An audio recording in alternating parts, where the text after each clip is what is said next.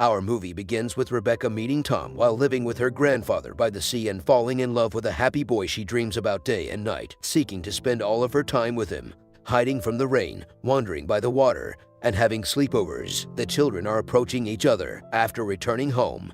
The girl caressed her belly, envisioning the boy kissing her. When the children discover a little snail, they have fun with it.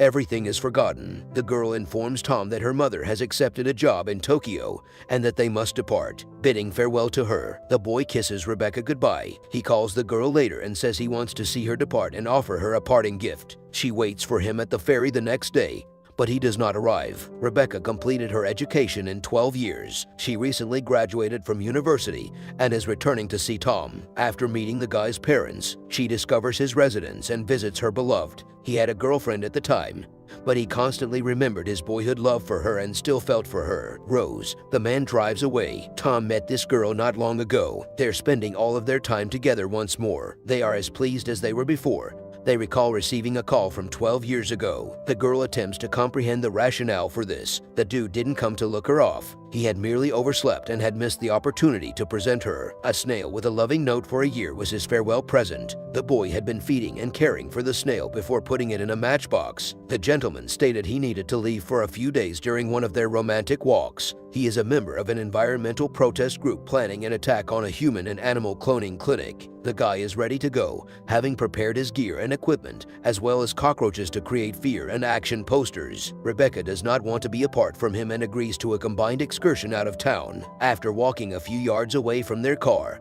the girl requests that the car be stopped so she can use the restroom. She hears a horrifying sound as she turns around. The girl is shocked to see Tom's body lying nearby.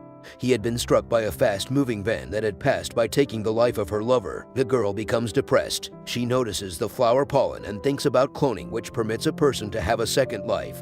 After spending the entire day looking at his images after visiting the guy's grave, the girl calms Ralph down after meeting with the guy's father and informs him that she has a plan. When she meets with Judith, she offers to exhume their son's body so that he can be cloned. The girl is ready to give birth, but she needs Tom's parents' approval because she considers herself to be the Antichrist. The woman is still not ready for such. Rebecca is asked not to do this since it is blasphemy. A desperate father signs the documents in secret, allowing the child to carry out her plan to keep the deceased's mother from learning about it. In a few days, the family intends to depart the city. Following the artificial insemination procedure, Rebecca gives her lover a second life. Rose, who used to work in a human cloning clinic, understands her plan and decides to keep quiet about it. Soon, through cesarean section, the girl gives birth to a gorgeous son and names him Tom while caring for a newborn child by cesarean section. She keeps the baby's origin hidden and shields him from all enemies. Tom finds as he grows older that his prototype was his own father, who died shortly before his birth. As the youngster grows older, he begins to meet ladies and spend more time away from home. Rebecca isn't fond of it because Tom is getting more and more like her ex-boyfriend. The mom begins to have unforgettable feelings for her kid, and it becomes increasingly difficult for her to control herself. He doesn't want to because he knows one of the girls is a clone. Continuing to interact with her copies are kids who have been prejudiced by both their parents. During the parent-teacher meeting, peers and their parents, Rebecca's mother warns her about this and tells her to keep away from the clones and not communicate with them. Rose soon spots a mother out walking with her son. Knowing her secret, she tells other mothers about it. As a result, no one shows up for the boy's birthday party. Their parents have forbidden their children from visiting the clone. In order to protect her kid, the mother refuses to inform him why his birthday was forgotten.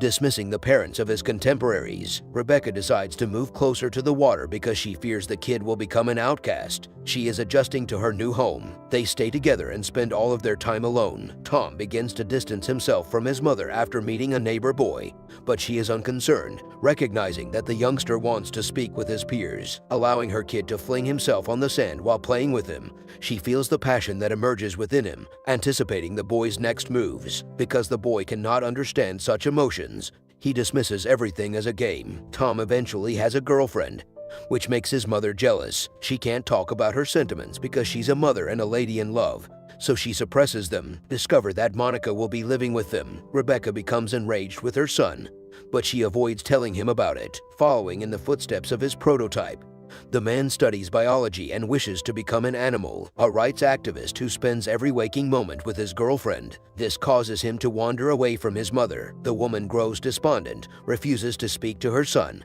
and refuses to leave her room despite Monica's morning run. The mother seizes the opportunity and enters her son's room. The woman cuddles and crawls beneath the blankets. The man awoke. He grips her buttocks but quickly realizes this is his mother, not Monica. When the girl returns from her run, she misses the woman lurking beneath the covers and makes advances toward the guy. He was adamant about not doing it in front of his mother. Tom takes his lady to the bathroom, and she listens while her son makes girl. Rebecca is jealous of Monica's relationship with her son, which is rapidly worsening. The following day, the pair enjoys walking by the water and bringing a fishing net. In an attempt to cheer up his mother, the man begins kissing her. Both of them have old feelings resurface, and they realize they won't be able to control themselves. A strange sensation, similar to a former life memory, falls on the man, causing him to doubt himself. Monica becomes envious of her lover and concerned about their connection as she observes what is going on. The guy eventually meets Judith. On the threshold, the real Tom's mother is stunned and speechless. Rebecca realizes she has cloned her kid and says her goodbyes.